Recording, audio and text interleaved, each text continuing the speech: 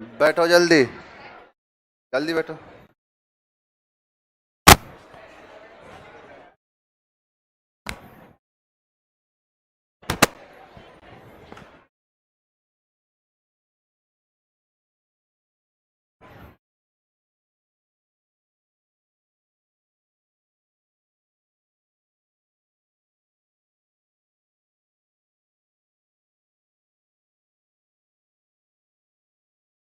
Good evening, good evening.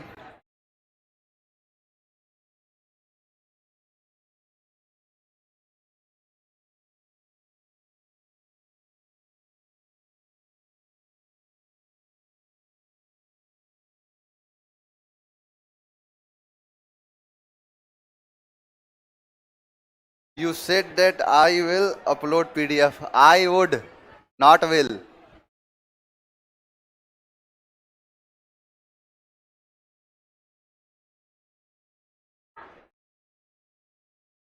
है?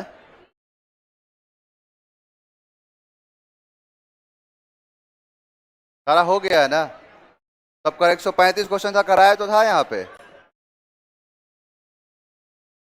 आपका वाला।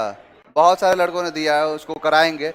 और कंजंक्शन से ही क्वेश्चन एरर, तुम लोग एक बात बताओ, आप लोग एरर देते हो, कोई भी ढंग का एरर नहीं दिखता है। ऐसा एरर जो पहले करा चुका हूं और उस टाइम ये आए नहीं थे, इसलिए एरर बन जाता है आपका। चलिए चलिए, गुड इवनिंग एवरीवन। स्टार्ट करेंगे। ध्यान से देखो, अपनी नजरें निगाह इस बोर्ड पर टिकाओ और देखो एसएससी का सीजीएल का एग्जाम जो मेंस का जो था 8 अगस्त 2022 को 2 बजे से जो हुआ था, बहुत दिन पुराना नहीं है। क्योंकि मैं जिस दिन करा रहा था कंजंक्शन का क्वेश्चन, उस दिन बहुत सारे ऐसे नालायक थे जिनका कहना था कि सर ये तो पुराने हैं, 2019 से क्वेश्चन है, 2020 से क्वेश्चन है, हाल फिलहाल का कराइए। तो 2020 का, ये 2021 का पेपर था एक्चुअली। 2021 में फॉर्म आया, उसके बाद टीयर 1 लिया, फिर टीयर 2 कराया 8 अगस्त 2022 को। अप्रैल में था इसका टीयर 1। इसके क्वेश्चन को हम देखेंगे, ध्यान से समझना। आपने अभी जितना पढ़ा है, पहले मैं आपको बता दूं कि 200 नंबर का यानी 200 क्वेश्चन आते हैं टोटल। सीजीएल की अगर हम बात करें, 200 क्वेश्चन होते हैं। कितने नंबर के? 200 नंबर के। और इस 200 नंबर में देखना यह है कि आपसे कितना क्वेश्चन बन रहा है। यानी आपने एक बात बताओ, कितने ऐसे हैं जो नए हैं इस क्लास में? आज पहला दिन है। पहले दिन वाले जरा हाथ उठाना, एक दो लोग। आप लोगों को छोड़ के बाकी जो पुराने जो स्टूडेंट्स हैं, जिन्होंने पढ़ा है, कंजंक्शन पढ़ लिया, चाहे आपने प्रोनाउन पढ़ लिया, उसी से क्वेश्चन बनना है। और जितने नए लड़के हैं, ध्यान से समझना, सैटरडे को आपकी क्लास होगी 6 घंटे की, और 6 घंटे में जितने जो प्रीवियस क्लासेस है उसको करा दूंगा कवर, और जितने पुराने हैं उनका रिवीजन हो जाएगा। क्लियर? चलो, अब ऑनलाइन नहीं ऑफलाइन? यहीं बिठा के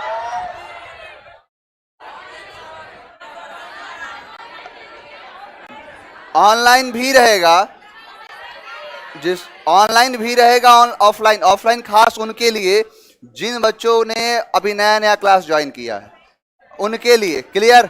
चलिए, ऑफलाइन भी होगा, ऑनलाइन भी होगा, जैसे क्लास नॉर्मली चलता है। टाइम बता दूंगा, परेशान ना हो, टाइम बताऊंगा। आओ जरा क्वेश्चन देखा जाए, ध्यान से देखना क्वेश्चन। और क्वेश्चन क्या है कि nobody was interested in the fish, यानी nobody was interested in the fish who Gopal had catch from the river. अब एक बात बताओ कि मैंने आपको कराया था 3 चीज के बारे में, हु, विच और डैट। इन तीनों को कहते हैं आरपी, यानी रिलेटिव प्रोनाउन, और यही बनता है रिलेटिव कंजंक्शन। मैंने आपको सिखाया था कि हु कब आएगा, विच कब आएगा, डैट कब आएगा, इसका एक अलग अलग केस है। जैसे अगर नॉन लिविंग हो तो हु लगाएंगे, विच लगाएंगे, लिविंग होगा तो हु लगाएंगे। और डैट का स्पेशली कॉन्सेप्ट बताया था, अगर सुपरलेटिव कर दे, उसमें सेम हो, सम हो, द लिटिल हो, अ लिटिल हो, फ्यू हो, द फ्यू हो, समथिंग, नथिंग, एवरीथिंग, ऑल हो, नन हो, अगर ऐसे दिख जाए तो क्या लग जाएगा? डैट। फिर मैंने बोला था कि अगर कोई एक लिविंग हो प्लस नॉन लिविंग हो या एनिमल हो, अगर ऐसे जोड़े में आ रहा है तो क्या लगेगा? डैट। यानी यहां पर हु लगना, विच लगना, डैट लगना इसके पहले वाले के हिसाब से निर्भर करेगा। वही क्वेश्चन पूछा कि nobody was interested in fish. Fish, अब एक बात बताओ, फिश है तो फिश के लिए हु लगाएंगे, क्या लगाते हैं, विच का इस्तेमाल। क्लियर। अब देखो कि विच यहां है और विच यहां है, दो जगह है। पहला चीज को देखो, आपको तरीका बता रहा हूं क्वेश्चन को अप्रोच कर रहे हैं, कैसे अप्रोच करोगे। हु को उड़ाओ पहले। नो इंप्रूवमेंट तो तब होगा जब यहां पर इंप्रूवमेंट की जरूरत ना हो, ये भी उड़ गया। अब दो क्वेश्चन बच गए, विच और विच, यानी दोनों हो सकते हैं। आगे बढ़ो, गोपाल गोपाल हैड हैड। एक बात बताना कि हैड के बाद क्या आता है, V1। तो ये तो कैच V1 है, तो क्या हो जाएगा, समझ में आया। इन सारी चीजों को समझते हुए चलना। और ये मेंस का पेपर है, अपने आप में काफी टफ होता है, क्योंकि 200 नंबर का मैथ होगा, 200 नंबर आए, 200 क्वेश्चन होंगे मैथ्स के और 200 इंग्लिश के। नेक्स्ट क्वेश्चन देखो। नेक्स्ट क्वेश्चन कहता है कि if I was you I would not lose temper in this situation. ये है मेंस का question. If I was you, मैंने आपको कराया था कि इफ अगर है, तो इफ एक का क्या दिखाता है कि अगर मैं वह होता तो यह करता। नहीं बताया था कि if I were a king you would be my queen. अगर मैं राजा होता तुम मेरी रानी होती। अगर मैं प्रधानमंत्री होता तो इस देश की सारी समस्या मिटा देता। समझ में आ रहा है। तो इफ के साथ नहीं कर रहा था कि if I were a king, तो इफ आई वॉज होगा कि इफ आई वर होगा। तो यहां पर लिखा है I would not in this situation lose temper if I was you, यानी इफ आई वॉज यू। ये है आपका कॉमन एरर। इसे कहते हैं कॉमन एरर। किस पार्ट में एरर है, आपने ऐसे ऐसे पढ़ा होगा, ऐसे ऐसे किया है ना। और ये है, यहां होता है नो एरर। तो वही पूछ रहा है, देखो वही है, ए पार्ट में एरर है और ए पार्ट को लिख दिया, ए नहीं लिखा, ए पार्ट पूरा का पूरा पार्ट ही लिख दिया। तो वही हो जाएगा इफ आई वर यू, तो वॉज की जगह क्या हो जाएगा, were. Next question, none of the girl deserve to be selected. अब मैंने आपको कराया था नन। नन का मतलब होता है एक भी नहीं, और मैंने कराया था कि नन होता है सिंगुलर, नहीं होता है। ऑल होता है प्लूरल, यानी यहां पर नन हो गया तो सिंगुलर होगा। यहां पर देखो ऑफ क्या है, एक प्रीपोजिशन, उसके बाद ये है ऑब्जेक्ट। सब्जेक्ट के हिसाब से वर्ब डिसाइड होगा। सब्जेक्ट है सिंगुलर तो वर्ब क्या होगा, singular.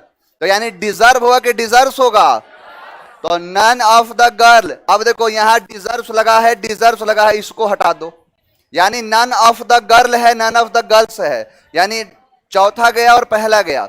None of the girl होगा कि गर्ल्स होगा, यानी बहुत सारी लड़कियों में से कोई भी नहीं। यहां ऑफ द कंसेप्ट कराया हूं, वन ऑफ द बॉय नहीं, boys, one of the girl नहीं, गर्ल्स। हमेशा देखना कि यहां प्लूरल आएगा, इसलिए ये गलत हो गया और तीसरा आपका राइट है। समझ में तो आ रहा है ना। कोई मेंस का पेपर टफ लग रहा है, हो सकता है कि ये मॉड्यूल आपको थोड़ा टफ लग रहा हो, क्योंकि आपने उस तरीके से किया है कि यहां इसको काट दो, इसको काट दो। लेकिन बताओ कॉन्सेप्ट समझ में आया ना। तो चेहरे से लग क्यों रहा है, उदासी छाई हुई है, समझ में आ रहा है। आओ जरा नेक्स्ट क्वेश्चन देखा जाए। यहां देखो 80 गर्ल्स सही है, यहां तक बताओ एरर है कोई। अरे 1 होगा तो गर्ल, 80 होगा तो गर्ल्स। अब देखो सेट वी यानी V2 कर दिया, देयर एट 4 लॉन्ग टेबल्स, यानी कि 4 लंबे लंबे टेबल्स पर। अब यहां पर एरर देखना है कि इंप्रूवमेंट है कि नहीं।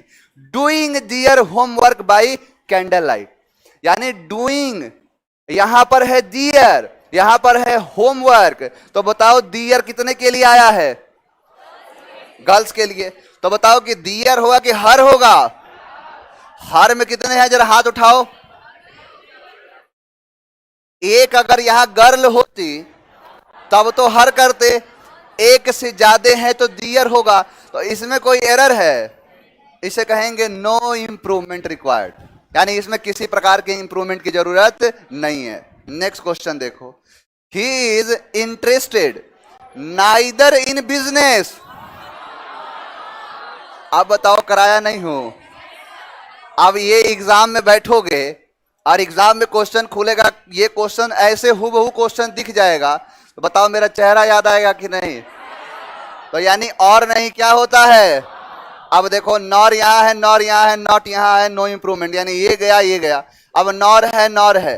यहां पर ध्यान दो, मैंने बताया था ना कि एक बराबर चीजों को ये जोड़ते हैं, तो नाइदर इन है तो क्या होगा, नॉर टू नॉर इन। समझ में आया? और नेक्स्ट देखते हैं, if you study hard you surely got selected for the scholarship. अब इफ वाला कंडीशन सब बताया हूं, यानी if you come to me I will teach you, if you came to me I would teach you, if you had come to me I would have teach you. नहीं कराया हूं? तो if के साथ अगर देखो, इफ अगर है, मैंने आपको कंडीशन तीनों कंडीशन तो बताया है, इफ का नहीं बोला था बार बार कि इफ का जो कंडीशन होता है काफी इंपॉर्टेंट होता है। यानी इफ अगर है तो सब्जेक्ट के बाद हो सकता है V1 V5 हो प्लस ऑब्जेक्ट हो। तो अगले क्लॉज को किसमें बनाते हैं, सब्जेक्ट के बाद विल शैल कैन लगा दो, मे लगा दो, प्लस V1 या फिर ऑब्जेक्ट या कॉम्प्लीमेंट। नहीं बताया था? यानी यहां पर सब्जेक्ट के बाद V1 V5 हो तो यहां विल शैल कैन में से कोई ना कोई एक आएगा। सब्जेक्ट के बाद देखो, इफ के बाद ये रहा सब्जेक्ट, ये है आपका V1, उसके बाद हार्ड, यहां पर है सब्जेक्ट, आया है यहां पर विल शैल कैन और में आया है, नहीं आया तो ये गलत हो गया। यानी इस कहने का ये मतलब है कि लगा है इफ यू स्टडी हार्ड में कोई दिक्कत नहीं है, फॉर द स्कॉलरशिप में कोई दिक्कत नहीं है, यू श्योरली गॉट सेलेक्टेड में दिक्कत है। समझ में आया? यानी इस पार्ट में एरर है और इसको क्या कर दोगे कि if you study hard you will surely gate selection या फिर got selected for the scholarship. यानी यहां पर विल या शैल का इस्तेमाल तो लगेगा ही लगेगा, क्योंकि कंडीशन है ये, और कंडीशन क्या बताया था कि अगर ऐसा होगा तो वैसा करना पड़ेगा। अगर आते हो तो पढ़ाऊंगा, अगर आए होते तो पढ़ाता, अगर तुम उस समय आए होते तो मैं तुम्हें उस समय पढ़ाता। समझ में आया? ये तीन कंडीशन बताया था। देखो तीनों से छाया हुआ है क्वेश्चन। यहां पर देखो, अ misunderstanding has crept between he and his sister. अब बताओ इसमें यहां में कितने लोग हैं, पहले वाले में, दूसरे वाले में, तीसरे वाले में और चौथे वाले में? बहुत लोगों को हवा ही नहीं लग रहा है। एक बात बताओ, मुझे ये समझ में नहीं आता है, बिटवीन क्या है और प्रीपोजिशन के बाद सब्जेक्टिव केस की ऑब्जेक्टिव केस। भूल गए क्या प्रोनाउन वाले दिन? अरे प्रोनाउन में नहीं कराया था कि यहां पर जैसे आपने अगर लिखा, कभी भी अगर आपने क्या लिख दिया, प्रीपोजिशन, तो प्रीपोजिशन के बाद सब्जेक्ट आया कि ऑब्जेक्ट? नहीं बताया हूं?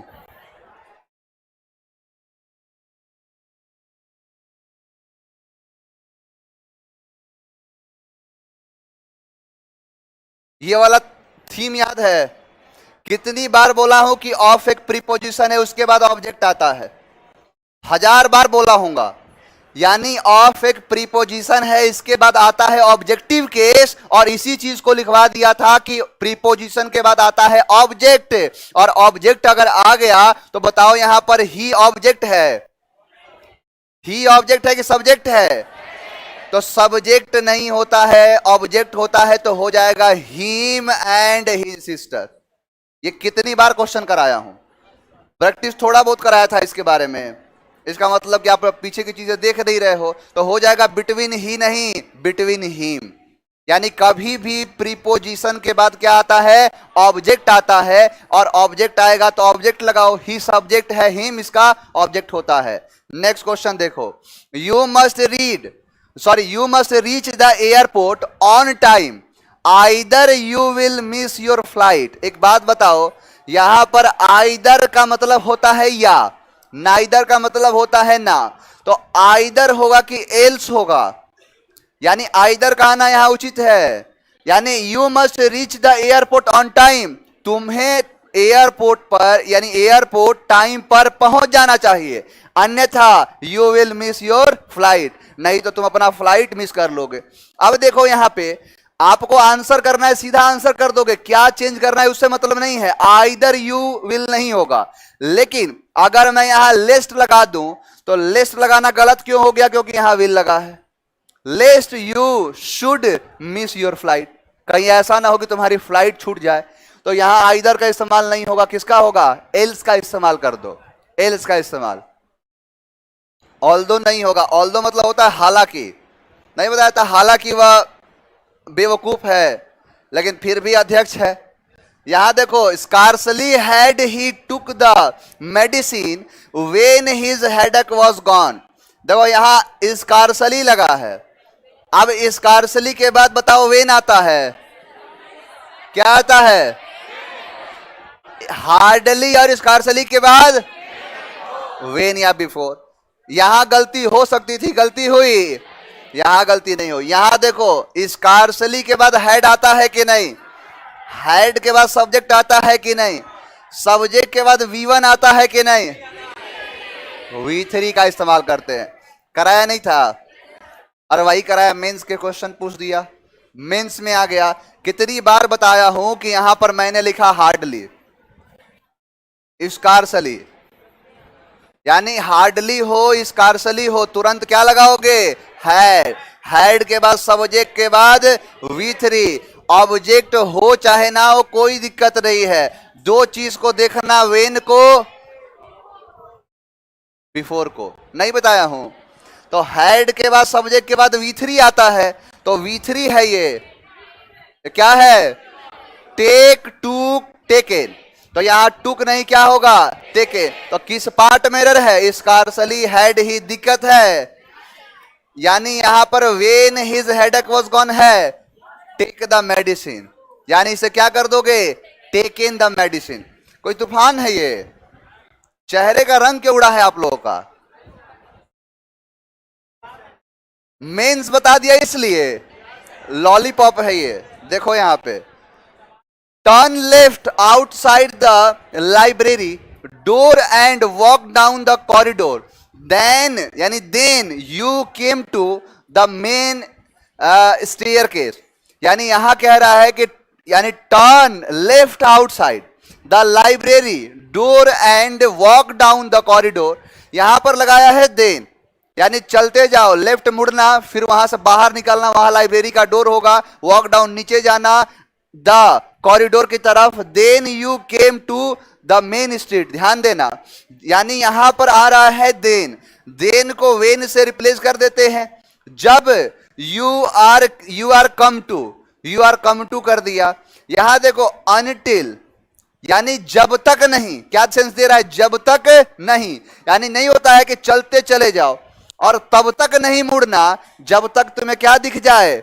मेन स्ट्रीट यानी स्टेयर केस दिख जाए, तब तक मुड़ना नहीं है। और जब तक नहीं का होता है अनटिल, अनटिल यहां लगा है, अनटिल यहां लगा है, यहां है यू विल कम और कम एट। बताओ, अनटिल के साथ विल का इस्तेमाल होता है, इसीलिए यह नहीं होगा, तो आंसर क्या हो जाएगा?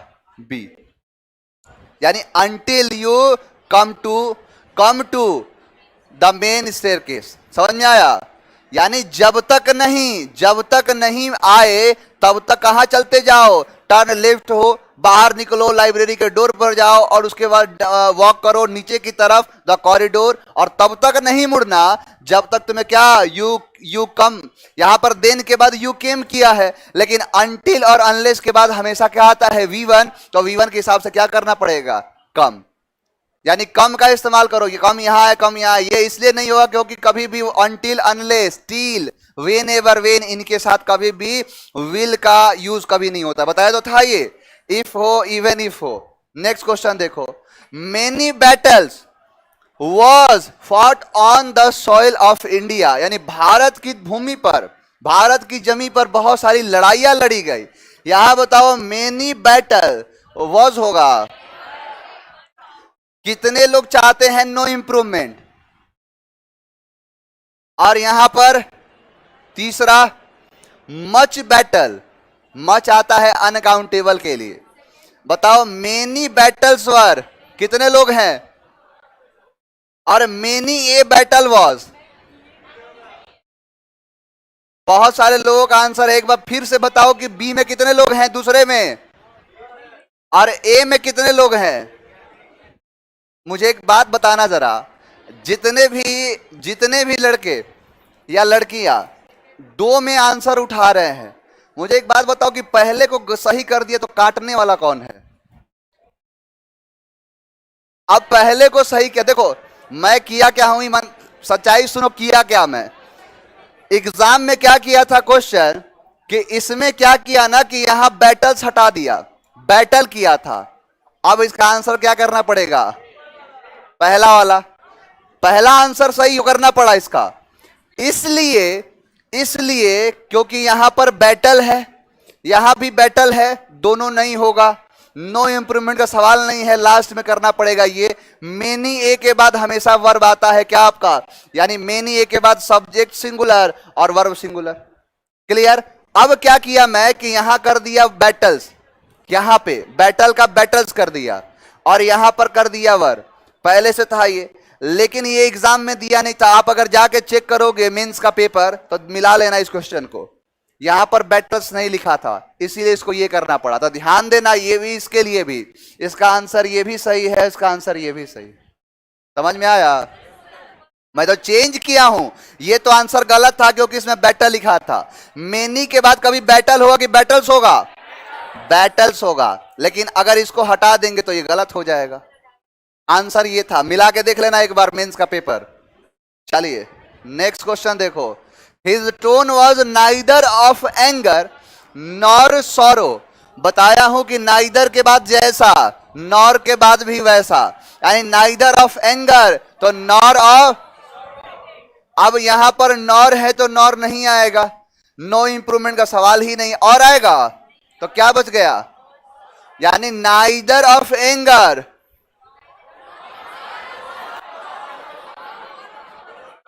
नॉर ऑफ सारो, ये रहा, ये तो रहा, यानी हटाना पड़ेगा। ध्यान देना, इसमें एक चीज की कमी है। किस चीज की कमी है? तो यहां अंडरलाइन होगा, यहां पर होगा अंडरलाइन होगा कि इस जगह को चेंज करके इसको किया जाए।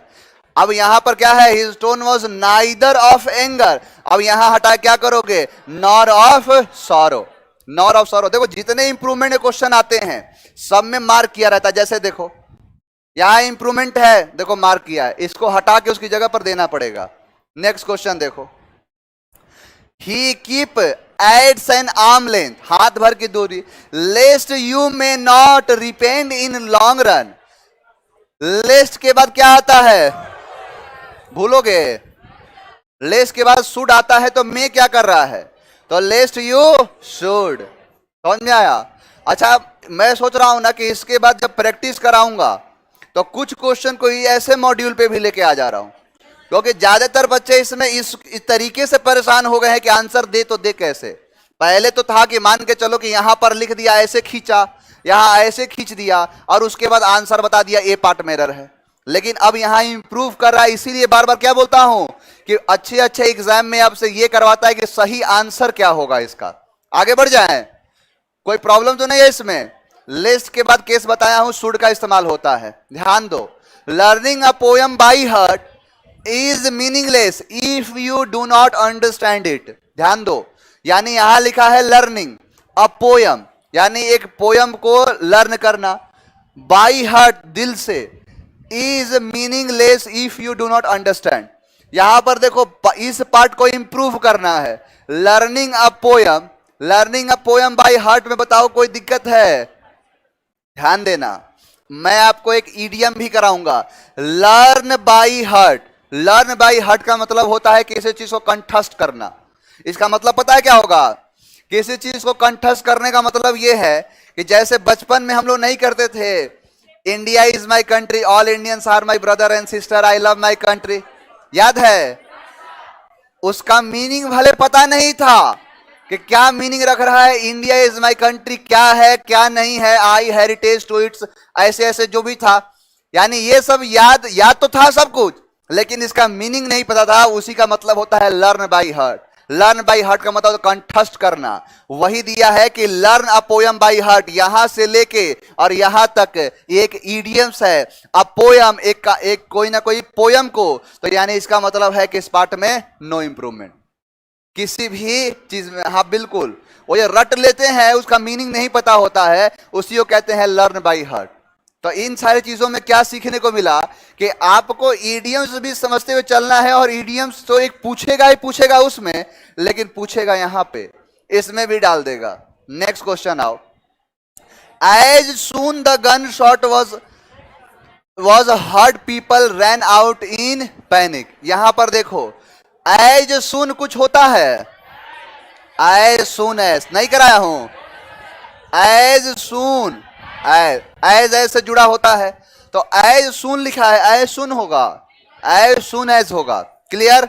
नेक्स्ट देखो, open your books at page 10, यानी open your books at page 10। एक बात बताओ, पेज 10th होता है कि 10th पेज होता है? जैसे नहीं बोलते हो first class, second class, third class, वैसे बोल दिया first page, second page, third page, तो यहां होगा 10th पेज, ना कि पेज 10। तो किस पार्ट में एरर है? पेज 10th में। समझ में आया? ऑर्डिनल कॉर्डिनल नहीं कराया था कि सबसे पहले फर्स्ट दोगे उसके बाद ही कुछ आएगा, यानी कि सेकेंड लास्ट, फर्स्ट थर्ड, यही दिखाता है कि पहले इसको दो उसके बाद किसी नाउन को दो, ऑर्डिनल पहले लगाओ। नेक्स्ट क्वेश्चन पूछा है अबेंडन का सिनोनिम। अबेंडन का मतलब होता है त्याग देना, नहीं कराया था? यानी आप लोगों को बताया भी था कि जैसे ट्रेन उरेन के जो अब वर्तमान में जैसे कोच जो बने होते थे, पहले एक बड़ी सी बिल्डिंग होगी, उस पर लिखा होगा अबेंडन, यानी छोड़ दिया गया है, त्याग दिया गया है, उसे कहते हैं लीव। क्लियर। बताओ यहां तक किसी को टेंशन हुआ? मेंस का पेपर है, मजाक है आपके लिए। मैं सिर्फ इसलिए, देखो मैं इसको लाने का मेरा बेसिक उद्देश्य ये था कि जितने लोग हैं, कुछ ऐसे हमारे महानुभाव हैं जो कि 10 जगह पढ़ चुके हैं लेकिन फिर भी जीवन में मोक्ष नहीं मिला, वो भी हमारे साथ जुड़े हुए। देखो कुछ मैं बताता हूं, कोई बड़ी बात नहीं है। इस बैच में बहुत से टीचर पढ़ते हैं, इस बैच में बहुत से टीचर मान चुके हैं कि मैं टीचर हूं। एक लड़के ने मैसेज किया था कि सर मेरे जो बड़े पापा के जो बड़े बेटे हैं सरकारी टीचर हैं, वो आपका क्लास देखते हैं।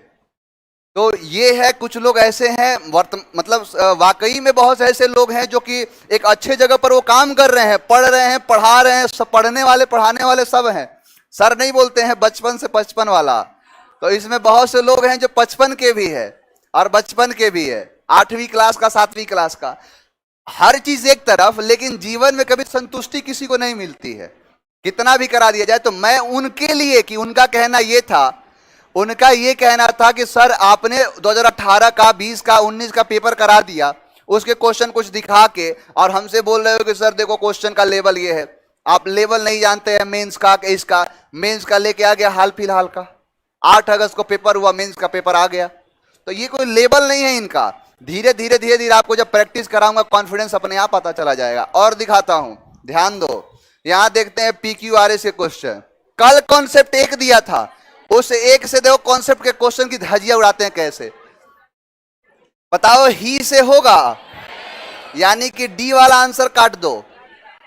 यहां पर है कि बट से होगा। अब क्या बच गया? यानी कि यहां है पंडित जी और यहां है गोपू। अब यही तो है, लेकिन यहां पर देखो पंडित जी जो है हैड गिवन हिम, अरे हिम कौन है? ये भी नहीं होगा, तो सबसे पहले कौन होगा? गोपू। तो गोपू किसमें है? समझ में आया? ये है मेंस, CGL मेंस। ध्यान दो, और दिखाता हूं। यहां पर क्या है? यहां पर है कि इन 1943, देखो एक कॉन्सेप्ट आपको यहां से दूंगा मैं, आज की क्लास में मैं ये कॉन्सेप्ट बताने वाला था, उसके बाद मैं आपको बताता हूं। ध्यान देना, 3 चीज को नोट कर लो साथ में, डेट और टाइम। यानी डेट और टाइम हमेशा इंक्रीजिंग ऑर्डर में होता है। जैसे मैंने लिखा PQR और S, 4 ऑप्शन दिया। इस वाले में लिख दिया 1857, 1947, और इसमें लिखा 1841, 1560। 4 ऑप्शन दिया। अब जो चार ऑप्शन जो है, मुझे एक बात बताओ कि सबसे पहले क्यू होगा? नहीं होगा। यानी सबसे पहले, जैसे अगर मैं पूछूं किसी को खड़ा करा के कि आपकी उम्र क्या है, तो बोलेगा 19 साल या 20 साल, जो भी हो, यानी 19 साल या 20 साल। तो मैं बोलूं कि पहले तुम 15 साल के हुए कि पहले 19 साल के हुए? पहले 15 साल का हुआ, फिर 19 साल का हुआ, फिर 20 साल का होगा, फिर 25 साल का होगा। यानी हमेशा सीक्वेंस क्या होगा? 15 के बाद 19, 19 के बाद 20, 20 के बाद 25। तो वही सेम कॉन्सेप्ट यहां लग गया कि आप हमेशा इंक्रीजिंग में रखो कि पहले एस, आर, फिर उसके बाद पी। अरेंजमेंट समझ में आया? ये कॉन्सेप्ट समझ में आया सबको? डे, डेट और टाइम, यानी डे, डेट, टाइम, ये तो ईयर पे हो गया, लेकिन हो सकता है, ये समझ में आया? यहां देखो, जैसे अगर मैं बोलूं 15 अगस्त 1947, क्लियर? उसके बाद मैंने लिखा 16 अगस्त 1947।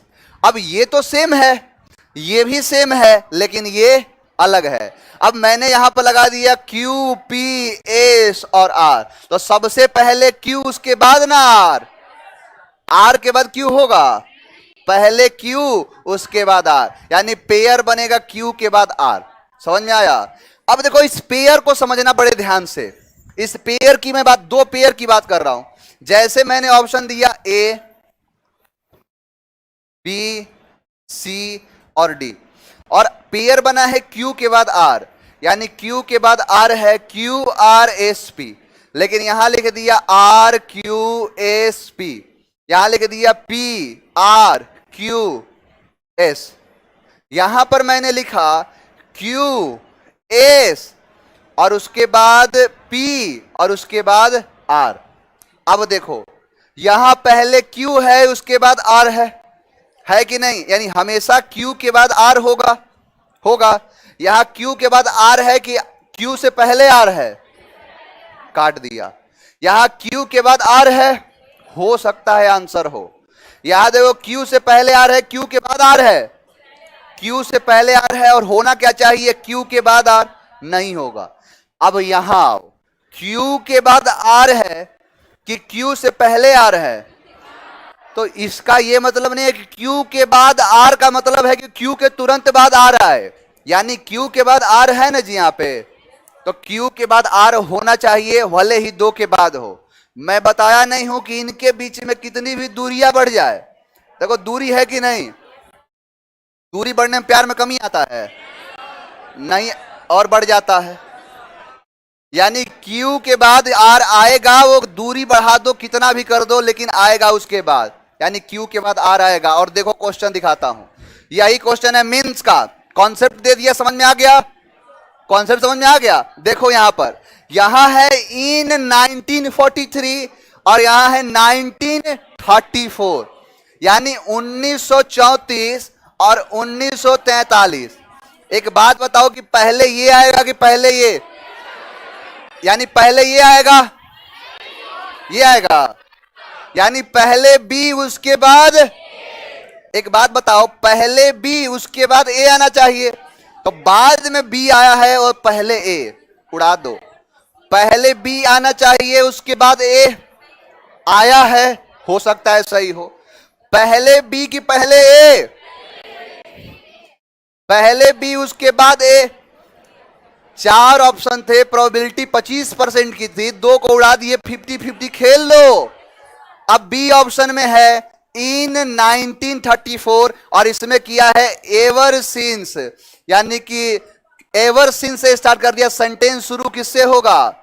इन 1943। पहले यहां है पटोल बाबू गेव अप, यहां है कि ever since Patol Babu had struggled, यानी पहले गेव अप किया, उसके बाद स्ट्रगल किया। देखो पूरा सेंटेंस पढ़ना नहीं सिखा रहा हूं अभी, पूरा पढ़ोगे दिमाग खराब हो जाएगा। यानी कि पटोल बाबू ने गेव अप किया his factory and job and came to Calcutta with his wife, यानी कि यहां सबसे पहले सेंटेंस सी से शुरू नहीं होगा, तो ऑप्शन क्या हो गया?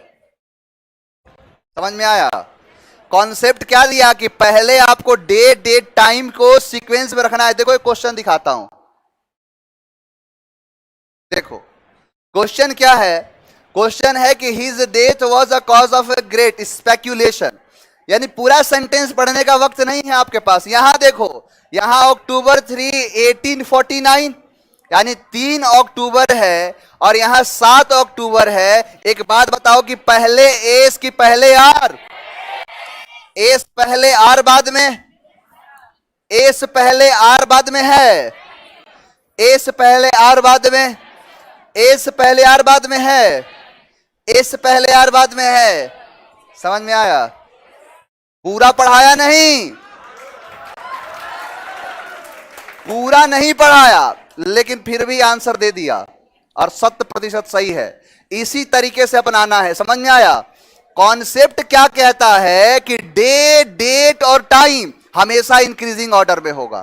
इंक्रीजिंग ऑर्डर का मतलब है कि जो पहले, जैसे 3 अक्टूबर पहले आएगा, 7 अक्टूबर बाद में। आगे बढ़ो और दिखाता हूं क्वेश्चन।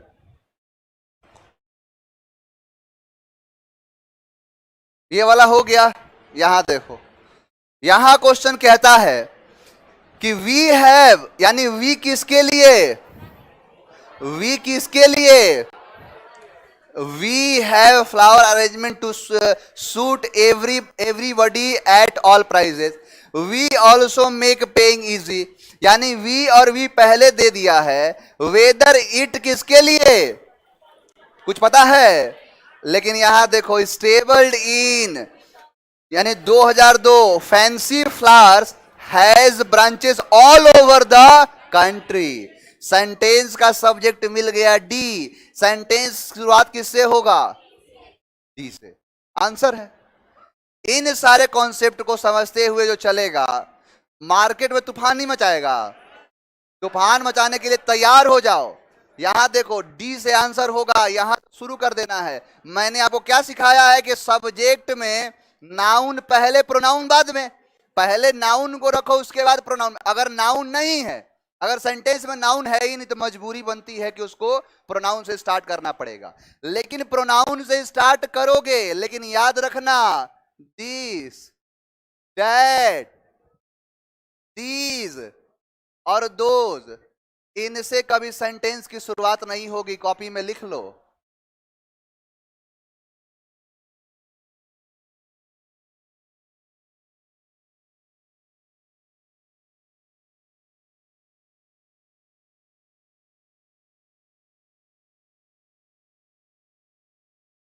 दिस, दैट, दीज और दोज से सेंटेंस की शुरुआत नहीं होगी। उसके बाद नीचे लिखो, उसी में प्रीपोजिशन से सेंटेंस की शुरुआत नहीं होगी।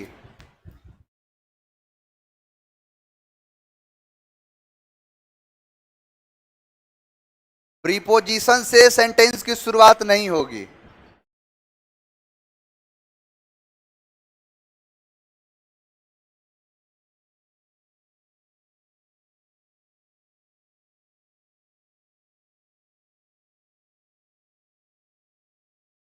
हो गया? साथ साथ में जो लिख रहा हूं उसको नोट करते जाओ। देखो, यहां से है बट, बिकॉज, एंड, बोथ, इनसे सेंटेंस की शुरुआत नहीं होगी। एक और होता है इवेंचुअली। प्रीपोजिशन एक अलग टॉपिक रहेगा, बिल्कुल अलग है। प्रीपोजिशन तो अपने आप में अलग है।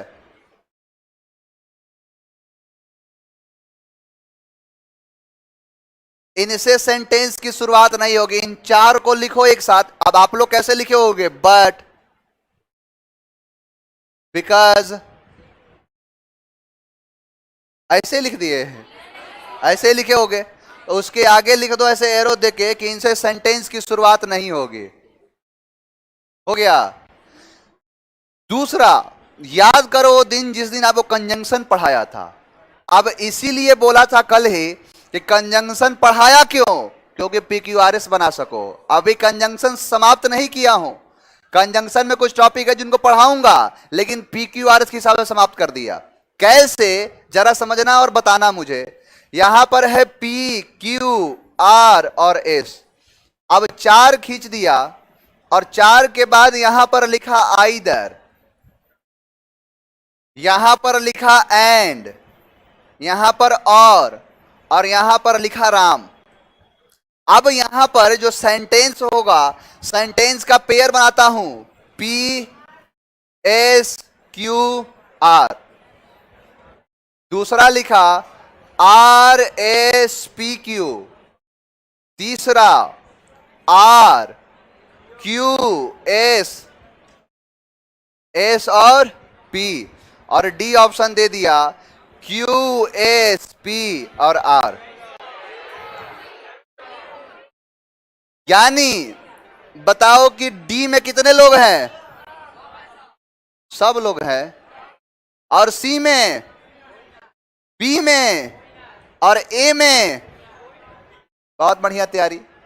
जरा एक बात बताना, आइदर है और यहां और है, यानी कि पहले पी की पहले एस, आइदर पहले उसके बाद ना और।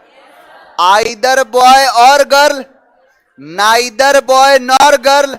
आइदर पहले की और पहले। तो जितने नालायक लोग बोल रहे थे कि एस के बाद पी आएगा, तो पहले पी उसके बाद ना एस। हमेशा किसको याद रखोगे? पी एस सर को। पहले पी उसके बाद एस, तो पहले पी है उसके बाद एस है कि बाद में पी है पहले एस है? नहीं होगा। पहले पी की पहले एस, पहले पी होगा उसके बाद एस होगा, जो कि ऑप्शन नंबर। ये पूरा सेंटेंस थोड़े ना है, मैं तो आपको मॉडल, इसका जो मॉड्यूल है वो दे रहा हूं कि आइदर अगर दिखा तो पेयर ढूंढोगे और का, नाइदर दिखा पेयर ढूंढोगे नॉर का, not only but also, although, yet, both and, between and. अब कहीं पर लिख दिया सेल्डम, तो सेल्डम के बाद देखो कहीं इफ और नेवर दिखा, पेयर ढूंढ लो, पेयर मिल गया, आंसर कर दो। समझ में आया? यानी हमेशा इस चीज को याद रखना कि किसका पेयर किसके साथ बनता है। याद करो, याद आया? अब कहीं पर अगर किसी में पी क्यू आर एस में किसी जगह हार्डली लिखा हो, मान के चलो पी में हार्डली लिख दिया और एस में लिख दिया वेन, तो पहले हार्डली उसके बाद ना एन। यानी अगर हार्डली दिखा वेन, वेन या बिफोर, तो हार्डली और स्कार्सली के बाद वेन या बिफोर। नो सुनर के बाद रादर दिखा तो, अदर दिखा तो। अब समझ में आया कंजंक्शन क्यों पढ़ाया? इसी के लिए कि पी क्यू आर एस समझना शुरू कर दो। यहां से लड़का क्या करता है, जाके पढ़ता है, नाउन प्रोनाउन पढ़ लिया, एडजेक्टिव पढ़ लिया, नहीं पढ़ा पी क्यू आर एस, नहीं पढ़ा क्लोज टेस्ट, कॉम्प्रिहेंशन। अब बताओ एग्जाम में क्या सिर्फ नाउन प्रोनाउन पूछेगा? पी क्यू आर एस पूछेगा, कंजंक्शन पूछेगा, कॉम्प्रिहेंशन पूछेगा। और आप समझ लो कि अच्छे अच्छे टीचर की बात करो, नहीं पढ़ाते हैं पी क्यू आर एस और क्लोज टेस्ट कॉम्प्रिहेंशन, कोई नहीं पढ़ाता। बोलते हैं अपने से करना, खूब से खूब 10 क्वेश्चन करा देंगे, उसके बाद बोलेंगे अपने आप से करना। अरे एक बात बताओ कि यहां 10 question P Q R S का करा दिया, 10 क्वेश्चन क्लोज टेस्ट का करा दिया, 10 कॉम्प्रिहेंशन का करा दिया, तो तुम्हारे पास नाउन प्रोनाउन पढ़ने आए थे? नाउन प्रोनाउन पढ़ना होता घर बैठ के पढ़ लिए होता किताब से। अगर पढ़ने आपके पास आए हैं तो आए हैं पी क्यू आर एस पढ़ाओ, कॉम्प्रिहेंशन पढ़ाओ, क्लोज टेस्ट पढ़ाओ। अरे ये पढ़ाएंगे तब ना मार्केट में तूफान मचेगा। ये सारी चीजें एग्जाम में पूछती हैं। आप उठा के देखो सीजीएल मेंस का पेपर, उसमें स्टार्टिंग से पूछा है लगभग 40 क्वेश्चन पूछ दिया कॉम्प्रिहेंशन से। अब लड़का पढ़े जा रहा है नाउन प्रोनाउन एडजेक्टिव पढ़ रहा है, यहां पढ़ा ही नहीं, पी क्यू आर एस पढ़ा ही नहीं। उसका प्रभाव है, क्योंकि पी क्यू आर एस तभी समझ में आएगा जब नाउन और प्रोनाउन समझ में आए। क्योंकि बताया ना, नहीं बताया क्वेश्चन, देखो यहां पर सीजीएल सीएचएसएल 2020 का टीयर 1 का 12/4/2021 को पेपर हुआ। एग्जाम टाइम था 3 बजे से लेकर 4 बजे तक। क्वेश्चन क्या पूछा? इतना बड़ा कॉम्प्रिहेंशन पूछा। तरीका क्या दिया कि यहां पर देखो, यहां पर है कि there are other activities the neighbouring towns of the village Palampur village और the main activity of Palampur is. Copy में एक नोट लिखो, स्टेटमेंट पहले, स्टेटमेंट पहले, एग्जाम्पल बाद में। स्टेटमेंट पहले, एग्जाम्पल बाद में। स्टेटमेंट का मतलब होता है कथन, कि जो कथन कह दिया।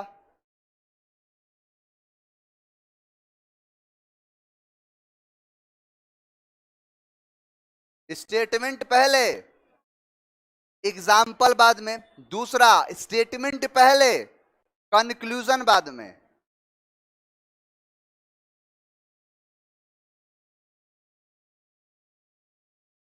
स्टेटमेंट पहले, कंक्लूजन बाद में। जैसे अगर मैं बोलूं कि भारत में चावल की खेती होती है, जैसे पश्चिम बंगाल, उत्तर प्रदेश, बिहार, आंध्र प्रदेश, यानी कि आपने क्या बोला कि सबसे पहले आपने बोला कि भारत में चावल की खेती होती है, यानी आपने पहले ये स्टेटमेंट दिया और एग्जाम्पल दिया, जैसे जैसे पश्चिम बंगाल, उत्तर प्रदेश, बिहार, ऐसे ही चलता है। या फिर किसी भी चीज का नहीं होता है कि पहले इस्तेमाल करे फिर भुगतान करे, यानी कि पहले इस्तेमाल करे फिर विश्वास करे, यानी आपने स्टेटमेंट पहले दिया, कंक्लूजन बाद में। दूसरा, अगर तुम पढ़ोगे परीक्षा पास करोगे, यानी कि अगर तुम पढ़ते हो परीक्षा पास करोगे, यानी ये कहने का मतलब आपने स्टेटमेंट क्या दिया कि अगर पढ़ते हो तो परीक्षा पास हो जाएगा। तो स्टेटमेंट पहले, कंक्लूजन बाद में। एक क्वेश्चन देखो, अब कॉन्सेप्ट दे दिया, अब देखो क्वेश्चन की धज्जियां उड़ाते हैं। यहां पर लिखा है Palampur village has around 450 families which belong to different caste and creeds। यहां पर देखो, the main activity of Palampur, यानी कि पहले ये एक्टिविटी आएगा कि पहले पालमपुर आएगा?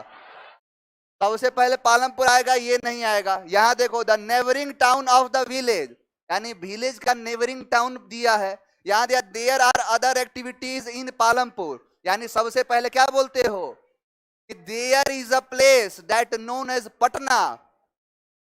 आपने क्या बोला कि एक जगह है पटना, या फिर Patna is a city which is famous for Khan sir, यानी आपने क्या बोला, पहले जगह का नाम दिया और उसके बाद बताया कि किसके लिए फेमस है, यहां ऐसी ऐसी चीजें होती हैं। तो सबसे पहले पालमपुर से शुरू होगा। सेंटेंस की शुरुआत किससे होगी? समझ में आया? यानी कहने का मतलब यह है कि आपने ये समझ लिया कि कौन पहले आएगा कौन बाद में आएगा, आपके सारे PQRs। आपको लगता है कि आप अगर CHSL की बात करो, एक बात बताओ मुझे, 60 मिनट का समय मिलता है, 60 मिनट होता है ना? कितने क्वेश्चन होते हैं? जरा आंकड़ा निकाल के बताओ कि एक क्वेश्चन के लिए कितना सेकंड मिला। लगभग अगर मैं मानूं तो यहां 35 से 40 सेकंड है, इतना ही है ना? इस सेंटेंस को अगर पूरा पढ़ने लग जाओगे 40 सेकंड में पूरा पढ़ पाओगे, तो इसका मतलब कि एग्जाम ने कोई ना कोई खेल खेला है। और खेल यही खेला कि उसने ये नहीं बोला कि उसके साथ आके लड़ाई करो, उसने बोला आके यहाँ दिमाग का इस्तेमाल करो। अगर लड़ाई करना है तो जाओ 1600 मीटर की दौड़ लगाओ, जाके आर्मी में अग्निवीर बन के 4 साल के बाद वापस चले आओ, यही करना है। तो ये तो पूछ नहीं रहा है, इसमें चाहिए दिमाग वाला, और दिमाग वाला ऐसे नहीं होगा कि पूरा गधे की तरह करा जा रहा है। आंसर देखा जिस तरीके कुछ होते हैं, जैसे देखो सेशन 2019 में क्वेश्चन क्या आया, क्वेश्चन देखो ध्यान से। एक बात बताओ, ही किसके लिए, यानी ही पता है किसी के लिए, तो इसका मतलब कि बी आंसर नहीं होगा। देखो किसी में बी नहीं है, सारे आंसर किससे शुरू हैं? डी से। अब सारे के सारे आंसर जब डी से शुरू है तो यहां से सेंटेंस शुरुआत किया जाएगा। अब देखना है डी के बाद क्या आएगा, तो डी के बाद बी आएगा कि डी के बाद सी आएगा कि डी के बाद ए कि डी के बाद बी। मुझे ऐसा क्यों लगता है, यहां पर देखो ध्यान से समझो, यहां लगा कि डी है, डी पहले आ गया, यानी कि Johnny had a car accident, यानी जॉनी का एक कार एक्सीडेंट हो गया। क्लियर? बहुत नॉर्मल क्वेश्चन है, लग रहा होगा कि बहुत तूफान है। ही सेंट हिज डैमेज कार, यानी उसने अपने डैमेज कार को भेज दिया, आंसर बी है। कार के बाद कार, कार यहां है, कार यहां है, जोड़ दो, आंसर हो गया। समझ में आया? दिखाता हूं और क्वेश्चन देखो, CGL 2019 का क्वेश्चन है। यहां पर देखो, यहां पर बताओ ही किसके लिए, ही किसके लिए, तो ना ए होगा ना बी होगा, ए और बी को उड़ा दिया। सही होने की प्रोबेबिलिटी कितनी? 50%। आंख बंद करके आंसर देखो। तुक्का जो लोग मारते हैं ना, जो एग्जाम में तुक्का मारते हैं, तुक्का ऐसे नहीं काम करता है कि वहां पर ले जला उंगली एक पकड़ना कौन सा होगा। 4 उंगली है। एक मिला था, बोला था कि सर पता है क्या करता हूं मैं, 4 उंगली है, अगर चारों उंगली को एक एक करके काटता हूं, जिसमें दर्द नहीं होता है वो आंसर होता है।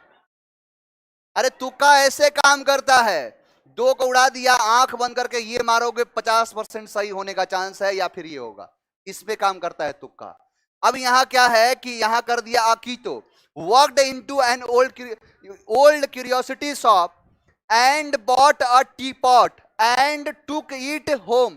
टीपॉट का मतलब होता है केतली, जिसमें चाय नहीं रखते हैं, तो उसे कहते हैं टीपॉट। यानी अकीतो वॉक्ड चला into and old curiosity shop, एक स्थिर शांति वाली किसी दुकान में चला गया, एंड बॉट खरीदा अ टीपॉट एक केतली, एंड टुक इट होम उसे घर पे लेके आया। Later that day he clean the teapot. Teapot यहां, टीपॉट यहां, सी के बाद क्या होगा, आंसर है।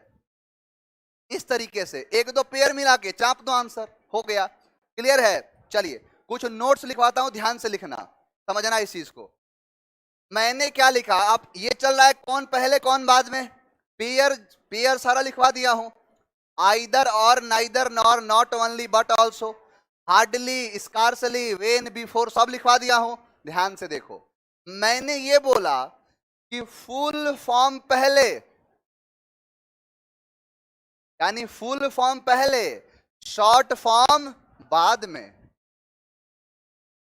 देखो साथ में, फुल फॉर्म पहले और शॉर्ट फॉर्म बाद में। फुल फॉर्म पहले आएगा, शॉर्ट फॉर्म बाद में आएगा। जैसे मैंने यहां पर लिखा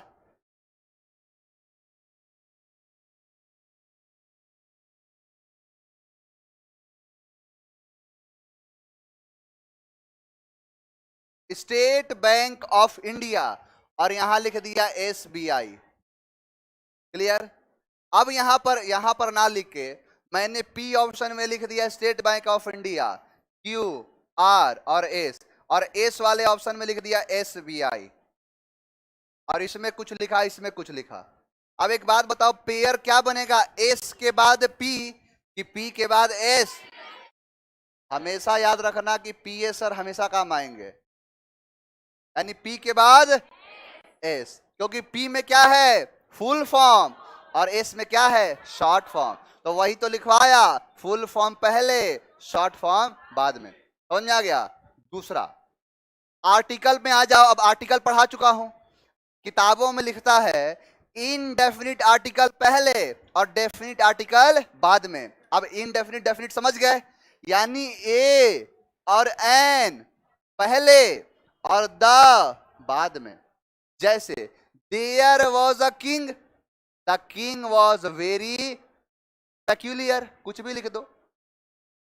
यानी देयर वॉज अ किंग, यानी एक राजा था, और वह राजा कैसा था, बहुत ही निधर्मी था, बहुत बढ़िया था।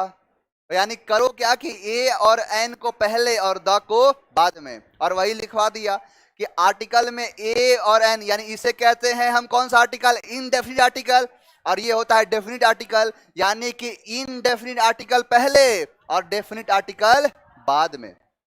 इतना कॉन्सेप्ट समझ में आ गया? आगे बढ़ा जाए। आगे देखो, क्वेश्चन दिखाता हूं। ये सब तो आपको याद ही करा चुका हूं, हार्डली, स्कार्सली, सब बच्चों का खेल है आपके लिए। आइदर के बाद और, नॉट आइदर के बाद और, यहाँ वेदर और, नो और, नॉट और, बट, नेवर के बाद और, नीदर के बाद नॉर, ये सब करा दिया हूं। क्लियर? यहां था बोथ के बाद एंड, बिटवीन के बाद and, any other, seldom, never, such as और सच डैट, दोनों देख लेना कौन सा है। दो के बाद at, as if, were, as if हो गया। समझ में आया? बताओ यहां तक कोई प्रॉब्लम? देखो एक क्वेश्चन दिखाता हूं, इसका है एनडीए 2021 पिछला सेकंड पेपर, और इसका पेपर है, देखो कैसे। एक बात बताओ, एंड से सेंटेंस शुरू होगा, एस कहां है, कहीं नहीं, किसी में नहीं है, यानी क्यू, पी और आर है, कोई बात नहीं। एक बात, मुझे एक बात बताओ, जैसे पी क्यू आर और एस। अब P Q R S 4 option दिया और इसमें मैंने लिखा राम, यहां लिखा मैंने इज, यहां लिखा टू और यहां लिखा स्कूल। पेयर नहीं, यानी मुझे देखो पूरा सेंटेंस नहीं लिख रहा हूं मैं, यहां मैंने लिखा इसमें इज हटा दो, देखो पूरा सेंटेंस ही बना देता हूं। इसकी जगह पर मैंने लिख दिया गोज। अब एक बात बताओ, सेंटेंस का शुरुआत किससे होगा? यानी पी पहले आर बाद में, क्यू एस, पूरा का पूरा सेंटेंस ही बन गया। यानी कहने का ये मतलब जो सिखाना चाहता हूं, ये कोई बड़ी बात नहीं है, पढ़ते आ रहे हो। सब्जेक्ट के बाद वर्ब, वर्ब के बाद ऑब्जेक्ट या कॉम्प्लीमेंट, यानी सब्जेक्ट पहले वर्ब बाद में। यानी जैसे सब्जेक्ट दिखा उसके बाद किसके पास जाओ? वर्ब के पास। यानी सब्जेक्ट पहले और वर्ब बाद में, यानी राम के बाद गोज, पी का पेयर किसके साथ बन जाएगा? आर के साथ। नेक्स्ट देखो, अब एक बात बताओ मुझे, अगर मैं आपसे ये पूछूं क्या कभी सेंटेंस का शुरुआत इससे होगा? कभी भी होगा? वर्ब से सेंटेंस का शुरुआत होता है? नहीं होगा। इससे सेंटेंस का शुरुआत नहीं होगा। यानी हमेशा या तो कोई नाउन चाहिए, प्रोनाउन जो सब्जेक्ट के लिए, और सब्जेक्ट ही ढूंढते हैं। यहां पर क्वेश्चन देखो, ये बताओ रिप्रेजेंटेड, रिप्रेजेंटेड एक वर्ब है कि नहीं? तो वर्ब सेंटेंस की शुरुआत होगा, यानी आर से नहीं होगा, उड़ा दिया। क्लियर? अब देखो, यहां है the Gupta empire in India is, यानी गुप्ता एम्पायर इंडिया में, जो इंडिया के अंदर गुप्ता एम्पायर के बारे में पढ़ा होगा, इसी गुप्ता एम्पायर के बारे में चर्चा किया है कि the Gupta empire in India is symbolic of peace and prosperity. यानी कि इसका सिंबॉलिक किसका है? पीस का और प्रोस्पेरिटी का। यानी कि यहां पर मैंने लिखा गुप्ता एम्पायर, यानी क्यू पहले आएगा, उड़ा दिया।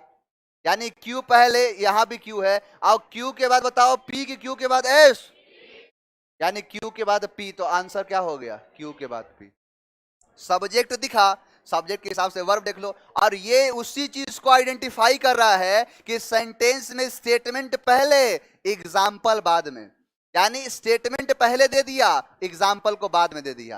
यानी गुप्ता एम्पायर के बारे में बोला, अब गुप्ता एम्पायर को माना जाता है पीस एंड प्रोस्पेरिटी के लिए, यानी शांति के लिए, उन्नति के लिए, तो सबसे पहले इसको दिया, उसके बाद ये दिया। आगे बढ़े, नेक्स्ट क्वेश्चन देख लो।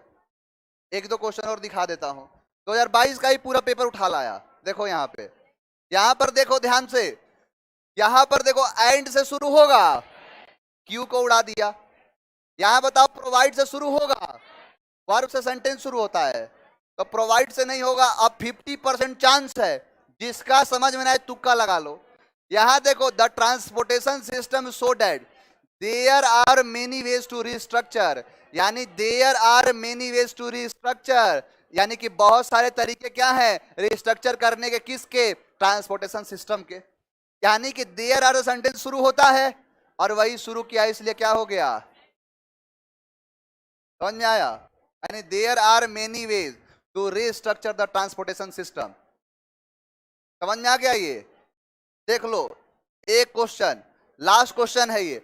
बताओ यहां एंड से शुरू होगा, एस को उड़ा दिया जाए, एंड से होगा, पी को उड़ा दिया जाए। एक एक उड़ाना सीख रहे हो। रिलेशनशिप बिटवीन द ग्लोब्स, बताओ डी में कितने हैं? समझ में आया? अब धीरे धीरे इतना क्वेश्चन कराऊंगा कि इस क्वेश्चन आपके लॉलीपॉप बन जाएगा। ये सब PQR है। तो आज की कहानी